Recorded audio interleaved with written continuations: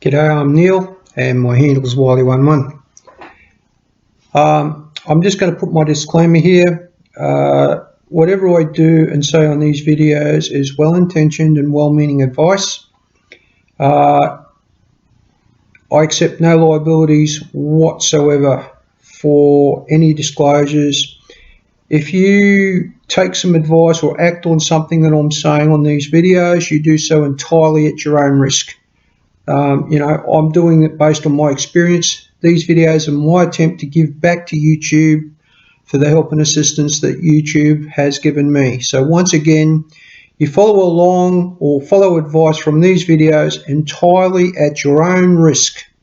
Okay, and if you're not happy to do that, click this off and off you go. Because this is purely my attempt to give back to YouTube, as I said, for the help and advice that I have received out of YouTube. So this is just my little attempt to give back. If you're all happy to follow along at your own risk, buckle up, sit in. Let's get into it. Hey everyone, welcome back. I've got really sad news if you've been following along. On Thursday night, my mum passed away. It's knocked me for a loop. She's battled a long illness with leukemia, and about 3 weeks ago she had a bit of a tummy pain, and it manifested into a huge problem, which claimed her fairly quickly but with a lot of pain. So we've gone through a fair bit of hell with wondering what can we do for her and to make her comfortable. And my sister has absolutely been amazing. I've been here in Brisbane, they're in Bundaberg, and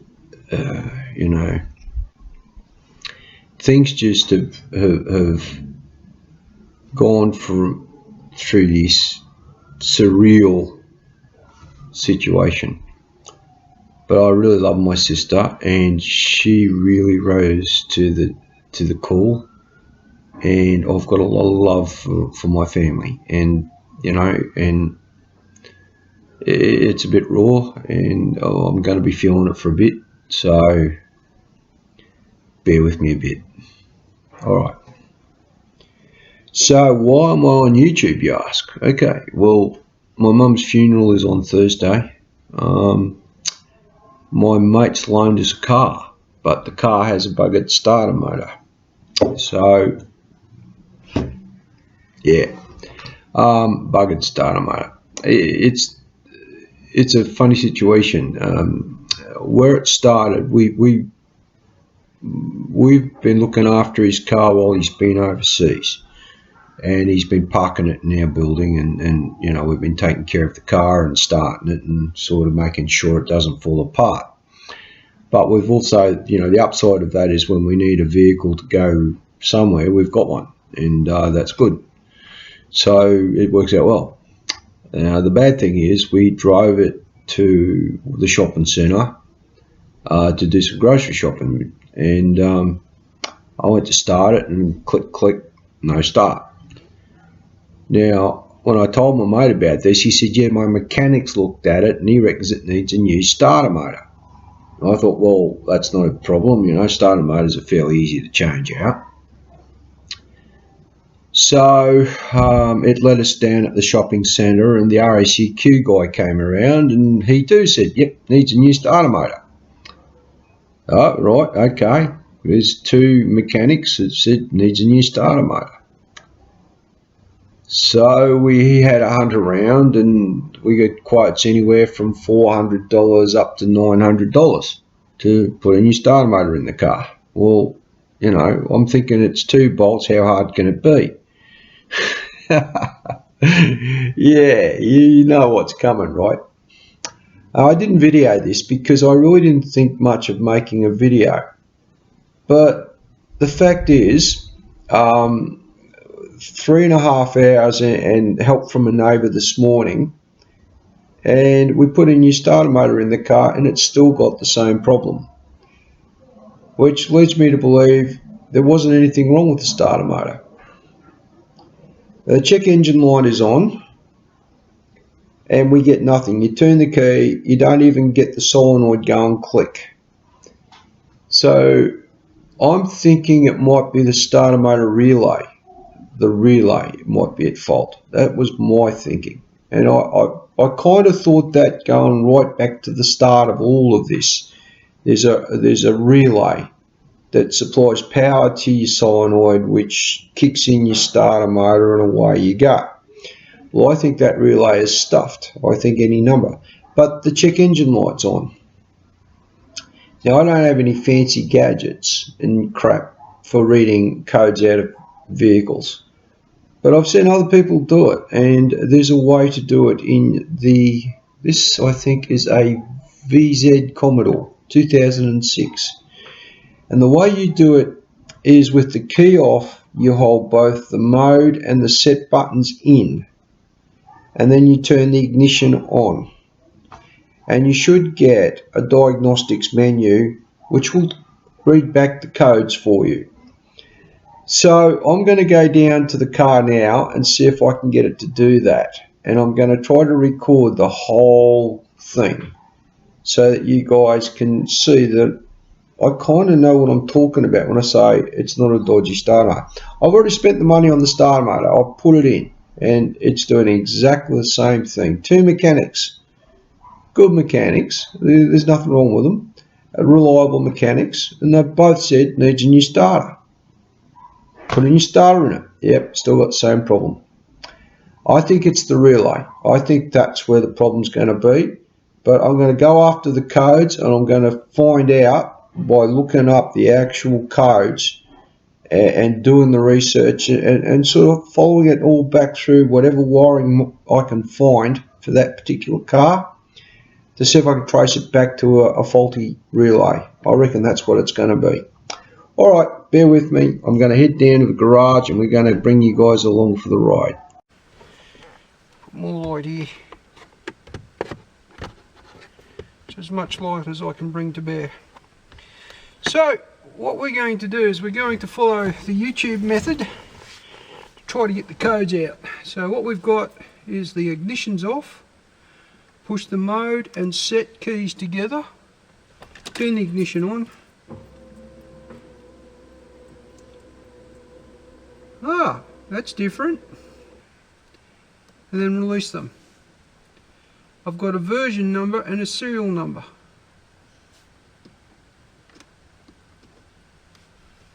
Turn the ignition to the on position.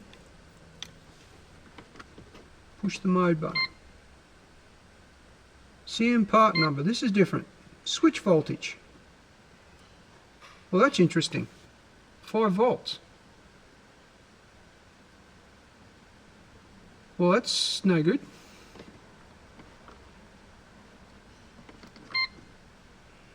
$12 at the battery.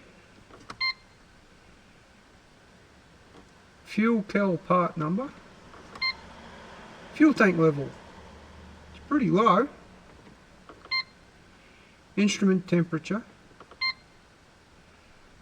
ADC brake reading. Well, it's got none of that. Passenger seatbelt voltage differential. Rear seat. Oh, we got all these bloody codes. Oh, let's have a go through them.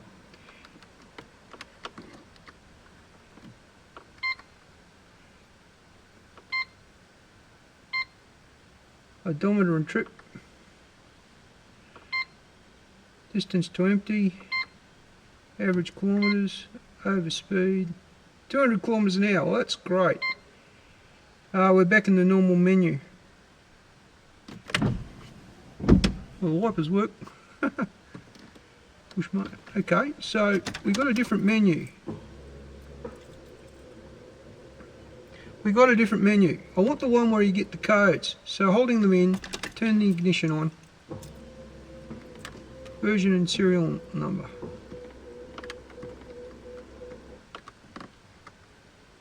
Set.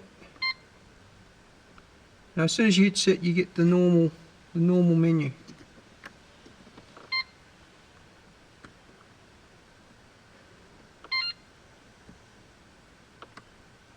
Right, so that's no good. I'm getting a different menu, which I didn't get last time I did this. So maybe I'm doing something wrong. That's the standard menu. Turn it off, hold those in, turn it on, hold those down. Now what? If I push up and down, I get nothing. I've got to push mode. Up, down, does nothing. Push mode again. Switch voltage. Oh, I don't know what the switch voltage means. It's reading 12 volts at the battery, so there's more than enough battery voltage. Fuel.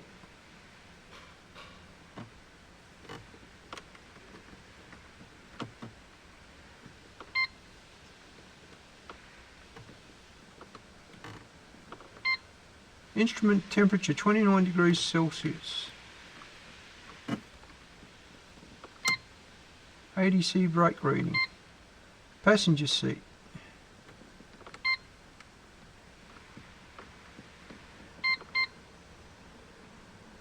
It just gives you some of the sensor readings out of the car. It's not telling you what the code is.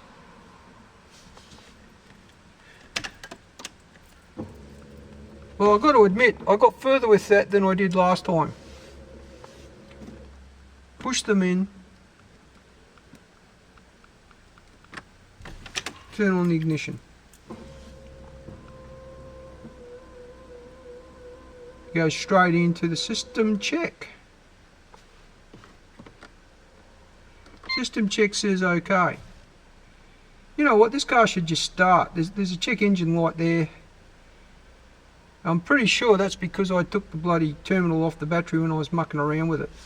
What I think the problem is with this thing, I think it's the ground on. I think it's the ground on the starter motor is buggered. I'm going to start with that, and then I'm going to go to the next bit. So we're going to stop all this, and we're going to go under the bonnet. Hey guys, it's late at night and it's well after when I actually did this work, but I've had a chance to think about that results we got with playing with this in-car menu. And the reason I wasn't seeing any codes was because there were none. You'll find out a bit later in the video that there was a bad earth. I don't think that the software in the ECM was actually capable of detecting that fault at the version of you know, this particular 2004 or whatever it is. It might be 2007, but in those days maybe, you know, the software just wasn't smart enough to pick up that there was a bad earth. So the check engine light went out immediately. I fixed the problem. There were no codes to find. So had there been codes, I would have seen them in that menu. There weren't any, so I didn't see any, and I just wasn't smart enough at the time to realise that that's what was going on. So I didn't really need to buy the code finder. I bought it anyway, and it's arrived since that video was shot. But this, I'm just going to insert this little thing to say that the car and the YouTube instructions were doing the right thing. I just wasn't smart enough to realise that the reason I wasn't seeing any codes is because there were none. That's just all it was. So there was no major drama. I had this picture in my head that I was going to find some magic reference to the problem by going through the vehicle's onboard computer. That was obviously, you know, in the back of my mind I had the right solution to the problem, and you'll see later in the video as we go on that I was spot on with my thinking. I should have just trusted my gut and gone with that and not listened to all these so-called experts with their mechanics and their RACQ guys. You know, these guys, they're out in the road, they've seen the car for 3 seconds, they're not as familiar with it as I was driving it. And if I've got an idea of something, I should pursue that first. Right, so we're recording again. You can see the lighting down here really sucks. Now what's going on, this thing's got a new battery in it. Let's see if I can walk you through what we know. In March 2018 the battery was replaced. It's got brand new battery, and I know that that's got 12 volts in it because the instrument panel told me so. Well, when we go to start the car, you can hear clicking and whirring and buzzing coming from under this cover plate here, which is the fuel injectors, I'm guessing. Our problem child is down there. Our problem child is behind there. I'm going to put this light back so I can get some more light on the subject.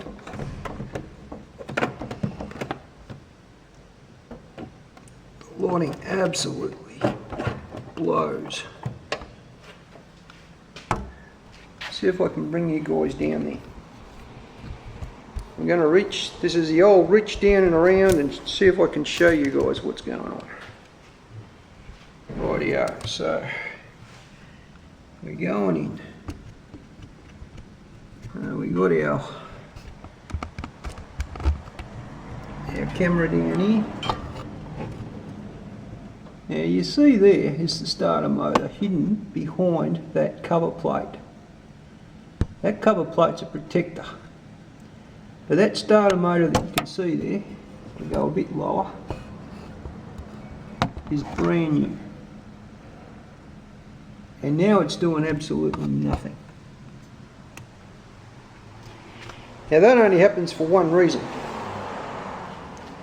It happens because there's no power going to it. Now if you come in this way, down this side, don't know how I'm going to do this. I have to take this off.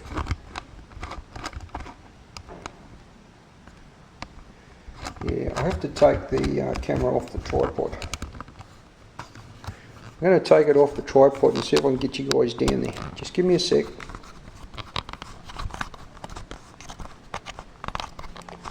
It's getting nice and warm too, my camera. I don't know why it's been getting warm. I'll put the tripod down. We're going to go down this way. Behind here. I don't know what can be seen. Probably not a hell of a lot. But at the back there, behind that cover plate, there's a couple of wires. And those wires,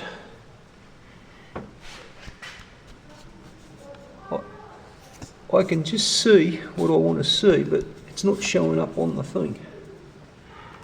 See if I can get some light in there. You can see them.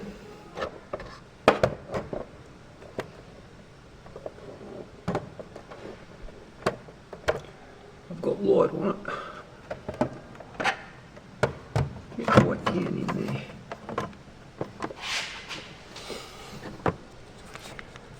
Oh goodness me, I can't even show it to you. I can see what I'm looking at. There's a wiring harness there. You can see it up the back of that starter motor. Right? And it's that wiring harness that I want to check. I want to see whether it's earth wire is carrying to earth.